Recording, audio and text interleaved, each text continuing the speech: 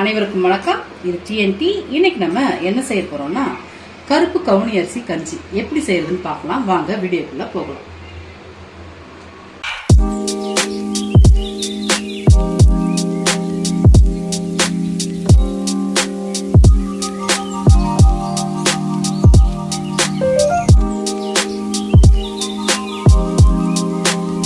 இதை பாத்தீங்கன்னா நான் நைட்டே ஊற வச்சுட்டேன். ஒரு 8 மணி நேரம் நல்லா ஊறிடுச்சு. இன்னைக்கு நம்ம இப்ப இந்த கஞ்சிக்கு ஊறினத அரிசியை மட்டும் வடிகட்டிட்டு நம்ம அரிசியை இந்த மிக்சி ஜார்ல போட்டு இப்ப இதை நம்ம அரைச்சிக்கலாம். ரொம்ப விழுவிழுன்னு அரைக்க கூடாது. நான் அரைச்சிட்டு அது என்ன பக்குவத்துல அரைக்கணுங்கிறத காட்டுறேன். நல்லா தண்ணியை வடிச்சிட்டு தான் போடணும். இப்ப நான் இதை அரைச்சி எடுத்து வரேன். இவ்வளவுதாங்க. பார்த்தீங்கன்னா புட்டு மாதிரி உதிரி உதிரியா வரும். நல்ல ஒரு கொரகொரப்பா இருக்கும். இந்த பக்குவத்துல நம்ம கஞ்சிக்கு போட்டோம்னா தான் குடிக்கும் போது நல்லா டேஸ்டா இருக்கும். வாங்க எப்படி செய்யலாம்னு பார்க்கலாம். இப்போ நம்ம அரைச்ச அந்த கவுனி அரிசி இதுல சேர்த்துக்கலாம் குக்கர்ல. நான் இந்த பெரிய கிளாஸ்ல தான் 1 கிளாஸ் அளவுக்கு கவுனி அரிசி எடுத்தேன். நீங்க எந்த பாத்திரத்துல எடுக்கிறீங்களோ, ஒரு கிண்ணமாவோ ஆளாக்கோ எதுல எடுக்கிறீங்களோ பாத்திரத்திலேயே 4-5 கிளாஸ், ஒரு கிளாஸுக்கு 5 கிளாஸ் கூட ஊத்தலாம். கொஞ்சம் விழுவிழுப்பா இன்னும் நல்லா வரும். சிலர் பாத்தீங்கன்னா 4 கிளாஸ் ஊத்திட்டு இறக்குனதுக்கு அப்புறமா கொஞ்சம் சுடுதண்ணி ஊத்தி அதுக்கேற்ற மாதிரி இது பண்ணுவாங்க. நான் இன்னைக்கு 5 கிளாஸ் ஊத்த போறேன். ஒண்ணு, நம்ம ஊற வச்சு எடுத்துருக்கோம் இல்லையா, அந்த தண்ணியை தான் கீழே ஊத்திடக்கூடாது. அது ரொம்ப முக்கியம். அந்த தண்ணியிலே நான் 2 கிளாஸ்,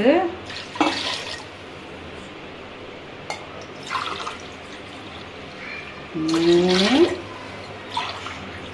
4, 5 நல்லா கரண்டி போட்டு நல்லா கிண்டி விட்டுட்டு இப்போ இதில் பார்த்தீங்கன்னா நான் ஒரு 100 கிராம் அளவுக்கு சாம்பார் வெங்காயத்தை 1-3 நறுக்கி போட்டு வச்சுருக்கேன்.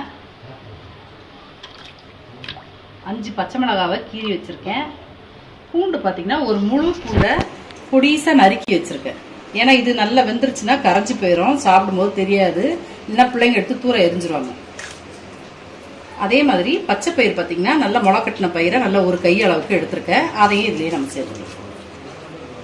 இது எல்லாமே ரொம்ப சத்து நிறைஞ்சதுங்க. இப்போ நான் போட்டிருக்க ஐட்டமும் சரி எல்லாமே இதை குடிக்கும் போது நமக்கு ரொம்ப ஆரோக்கியமாக இருக்கும்.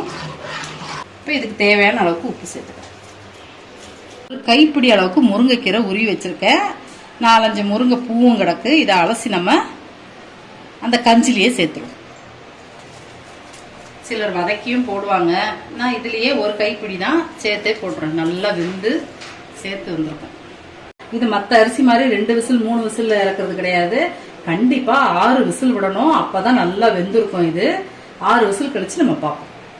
குக்கரை ஓபன் பண்ணி பார்க்கலாம்.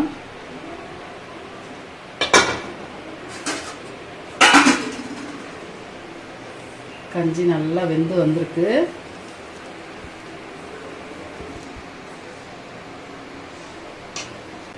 இப்போ நான் இதில் கொஞ்சமாக தேங்காய் துருவலை சேர்த்துக்கிறேன். சேர்த்துக்கிட்டு கொத்தமல்லி கொஞ்சமாக பிச்சு போட்டோம் கொத்தமல்லியே அதில் சேர்த்துக்கிறேன்.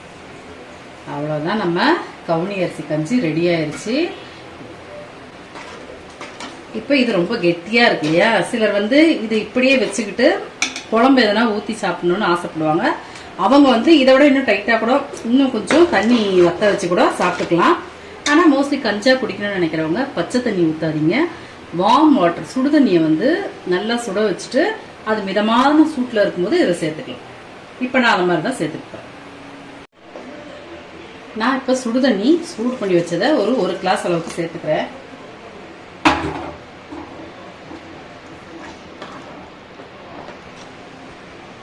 இப்போ நம்ம கவுனி அரிசி கஞ்சி ரெடி ஆயிருச்சு.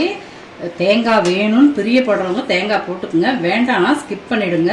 அந்த பச்சை பயிரெல்லாம் போட்டோம் இல்லையா, அதெல்லாம் வேணும்னா நீங்க போடுங்க. கேரட் கூட போட்டுக்கலாம். இதில் வேண்டான்னு விருப்பப்படுறீங்க, பிள்ளைங்களுக்கு கஞ்சி மட்டும் கொடுத்தா குடிப்பாங்கன்னு நினைச்சீங்கன்னா நான் செஞ்ச அந்த அரிசி கஞ்சை தூள் பண்ணி எடுத்துக்கிட்டு வெங்காயம் பூண்டு ஒரே காரத்துக்கு ஏற்ற மாதிரி பச்சை மிளகா 1 போடுங்க. பிள்ளைங்களுக்கு வேண்டாம்னா 2 மிளகு நுணுக்கி போட்டு பிள்ளைங்களுக்கு கொடுத்தாலே போதும். இப்போ நம்ம கஞ்சி ரெடி ஆயிடுச்சு. இப்போ நான் இது ஒரு பாத்திரத்துக்கு மாற்றிக்கிறேன். அனைவரும் அவ்வளோதான், முடிஞ்சது. கஞ்சி ரெடி ஆயிடுச்சு. நான் கஞ்சிக்கு தொட்டுக்க பார்த்தீங்கன்னா உடச்சிக்கல தேங்காய் சேர்த்த துவையல் அரைச்சிருக்கேன். இதுதான் நாங்கள் இப்போ இதுக்கு சேர்த்துக்க போகிறோம். இந்த வீடியோ உங்களுக்கு பிடிச்சிருந்தா லைக் பண்ணுங்க, ஷேர் பண்ணுங்க, சப்ஸ்கிரைப் பண்ணுங்க. மறக்காம அந்த பெல் ஐக்கான் பட்டனை தட்டி விட்டுருங்க. Bye friends.